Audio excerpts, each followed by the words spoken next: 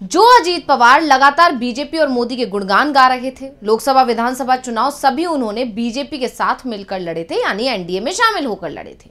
इन चुनावों में अपने चाचा के खिलाफ मोर्चा खोले हुए थे, अपने ही परिवार के खिलाफ चुनावी मैदान में उतरे हुए थे। लोकसभा चुनाव में अपनी पत्नी को बहन के खिलाफ उतारा, तो वहीं विधानसभा चुनाव में अपने भतीजे के सामने खुद चुनावी मैदान में उतर गए थे, अपने चाचा की पार्टी तक तोड़ी। तो फिर अब क्या वजह है जो वो चाचा से नजदीकी बढ़ा रहे हैं, कार्यक्रम में मंच साझा कर रहे हैं? यहां तक तो सब ठीक था, लेकिन हैरानी तब हुई जब चाचा भतीजे की बंद कमरे में मुलाकात हुई। अब सवाल ये उठ रहा है कि आखिर बंद कमरे में मुलाकात क्यों हुई, क्या जरूरत पड़ी बंद कमरे में मुलाकात करने की, और इस मुलाकात में बात क्या हुई होगी? क्योंकि अगर मुलाकात हुई है तो बात भी हुई होगी, और हो सकता है कि बात फाइनल भी हो गई होगी। तो क्या इस बंद कमरे की मुलाकात में केंद्र सरकार के खिलाफ कोई प्लान बना लिया गया है? क्यों इस मुलाकात ने बीजेपी की चिंता बढ़ा दी है? आज की स्पेशल रिपोर्ट में हम इसी गुत्थी को सुलझाने की करेंगे कोशिश। नमस्कार, मैं हूं अंशिता। महाराष्ट्र विधानसभा चुनाव हुए अभी 2 ही महीने हुए हैं, लेकिन एनडीए में बगावत की खबरें तेज हो गई हैं। एनडीए में कभी भी टूट हो सकती है, और खास बात यह है कि यहां हम बात महाराष्ट्र की एनडीए सरकार की नहीं कर रहे हैं, बल्कि केंद्र की एनडीए सरकार की कर रहे हैं। जी हां, अजीत और उनके चाचा शरद पवार के मिलने की खबर ने बीजेपी खेमे में खलबली पैदा कर दी है। इस मुलाकात ने कयासों को गरमा दिया है कि कुछ तो बड़ा होने वाला है। जानकारों का तो यह भी कहना है कि विपक्ष ये बात जानता है कि केंद्र सरकार गिरेगी तो महाराष्ट्र सरकार तो अपने आप गिर जाएगी, इसलिए विपक्ष अपना पूरा ध्यान केंद्र सरकार पर लगा रहा है। ऐसे में सवाल ये उठ रहे हैं कि क्या ये हो सकता है? क्या ये इतना आसान है? हो सकता है कि आप लोगों को लग रहा हो कि ये संभव ही नहीं है, लेकिन हम आपको बताते हैं कि ये कैसे संभव है। लेकिन उससे पहले उस खबर को जान लेते हैं जिसने सियासत को गरमा दिया है।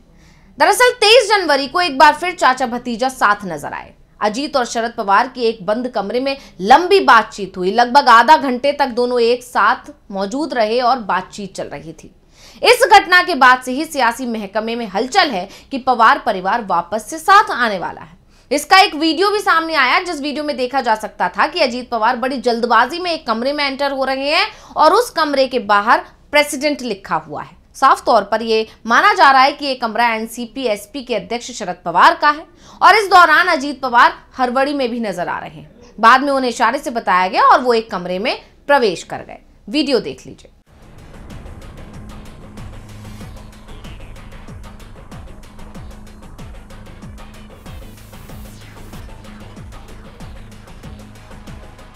इस बीच अजीत पवार की मां आशाताई पवार का भी एक बयान आ गया, और उन्होंने भी कहा कि भगवान विट्ठल से प्रार्थना की है कि उनके बेटे और उनके चाचा शरद पवार फिर से एक साथ आ जाएं। उन्होंने कहा कि मैंने पवार परिवार की एकजुट होने की प्रार्थना की है, यानी परिवार के अंदर से इस तरह की बातें आने लगी हैं, या कहें कि संकेत दिए जाने लगे हैं कि पवार फैमिली एक होने वाली है। अजीत पवार की नाराजगी फडणवीस और बीजेपी आलाकमान से लगातार बढ़ती जा रही है, क्योंकि फडणवीस अजीत की बात नहीं सुन रहे हैं, यानी सरकार में उनकी नहीं चल रही है। इसलिए अजीत बीजेपी से दूरी और अपने चाचा से नजदीकी बढ़ा रहे हैं, और अब तो बंद कमरे में मुलाकात भी हो गई है। इस मुलाकात ने बीजेपी खेमे में कितनी हलचल मचाई है, इसका अंदाजा बीजेपी के प्रदेश अध्यक्ष बावनकुले के बयान से ही लगाया जा सकता है। महाराष्ट्र बीजेपी के अध्यक्ष और सूबे की सरकार में मंत्री चंद्रशेखर बावनकुले ने कहा, हमें नहीं पता कि चर्चा का स्वरूप राजनीतिक था या नहीं। उन्होंने ये भी कहा कि अगर ये राजनीतिक चर्चा थी तो अजीत दादा को महायुति के भीतर भी बात करनी चाहिए थी। बीजेपी के प्रदेश अध्यक्ष ने यह भी जोड़ा कि अगर वे व्यक्तिगत मुलाकात थी तो विशुद्ध रूप से पारिवारिक मामला है। अब उनके इस बयान के बाद सवाल ये उठ रहा है कि बावनकुले को ये क्यों कहना पड़ा कि अगर ये राजनीतिक चर्चा थी तो अजीत को महायुति के अंदर भी बात करनी चाहिए थी।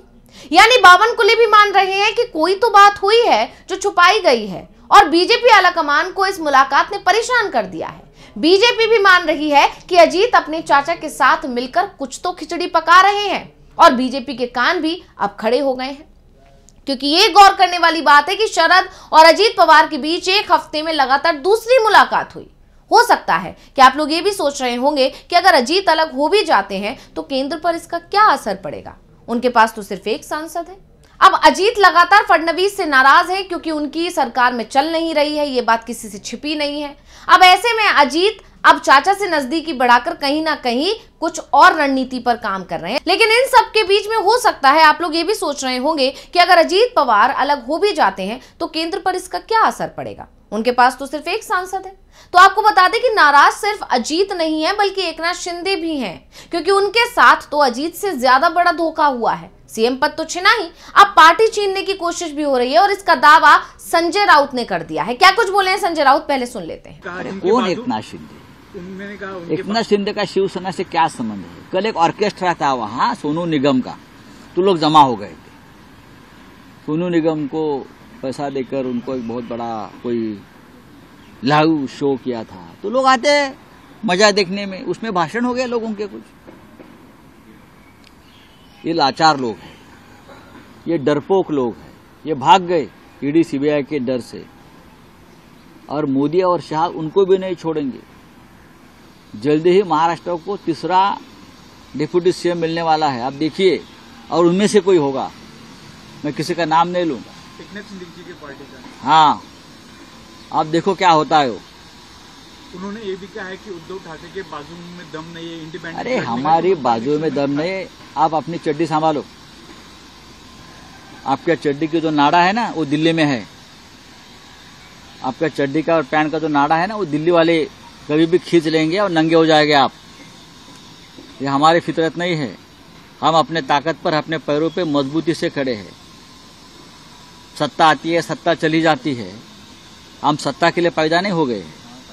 संगठन है हमारा, महाराष्ट्र है हमारा, और देश भी हमारा है। आप जैसे लाचार बेईमान लोग आते हैं चले जाते हैं, इतिहास में उनका कोई वजूद नहीं रहता। उद्धव गुट के नेता और सांसद संजय राउत ने कहा कि महाराष्ट्र में अब 2 नहीं बल्कि 3 उप मुख्यमंत्री होने वाले हैं। नया डिप्टी सीएम एकनाथ शिंदे की शिवसेना से ही कोई नेता होगा।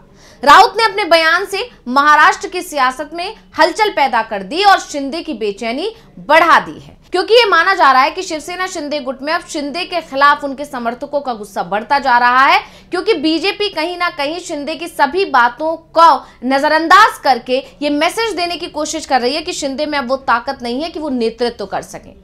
इसलिए बीजेपी एक दूसरा विकल्प तैयार कर रही है। यानी एक तरह से देखा जाए तो बीजेपी शिंदे के साथ वही कर रही है जो उसने उद्धव के साथ किया।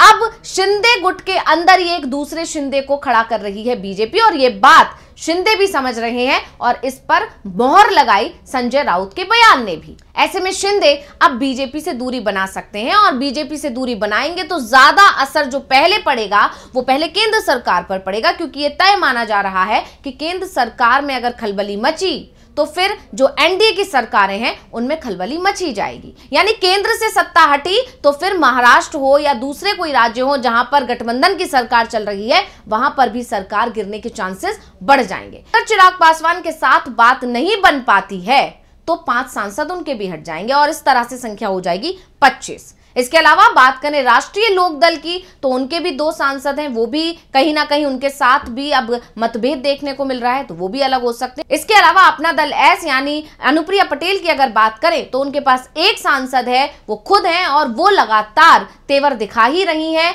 और फिलहाल अभी योगी के खिलाफ उन्होंने अपने तेवर तल्ख किए हुए हैं, और ये बात बता रही है कि कहीं ना कहीं केंद्र के साथ भी उनकी खटपट चल रही है। तो इसी तरह से देखा जाए तो 28 सांसद अगर अलग हो जाएंगे तो फिर केंद्र में सरकार बचाना बीजेपी के लिए बहुत ज्यादा मुश्किल हो जाएगा, और एक बार जब केंद्र की सरकार गिर जाएगी तो उसके बाद महाराष्ट्र पर इसका असर बहुत जल्द पड़ सकता है। क्योंकि अगर महाराष्ट्र की राजनीति का इतिहास देखें तो शरद पवार की एंट्री के बाद बीजेपी के लिए मुश्किलें खड़ी हुई हैं। पहले भी शरद पवार की एंट्री के बाद महाराष्ट्र सरकार गिर गई थी, तब 175 सीटें थी एनडीए के पास, और इस बार भी ऐसी ही स्थितियां बन सकती हैं, क्योंकि शरद पवार को राजनीति का चाणक्य कहा जाता है। तो इसीलिए कहा जा रहा है कि अभी पूरे विपक्ष का जो फोकस है वो केंद्र सरकार पर है, और केंद्र सरकार के बाद वो राज्य सरकारों पर आएंगे। तो रिपोर्ट आपको कैसी लगी हमें कमेंट करके अपनी राय जरूर दीजिएगा। इसी के साथ मुझे दीजिए इजाजत। देखते रहिए डीवी लाइव। नमस्कार।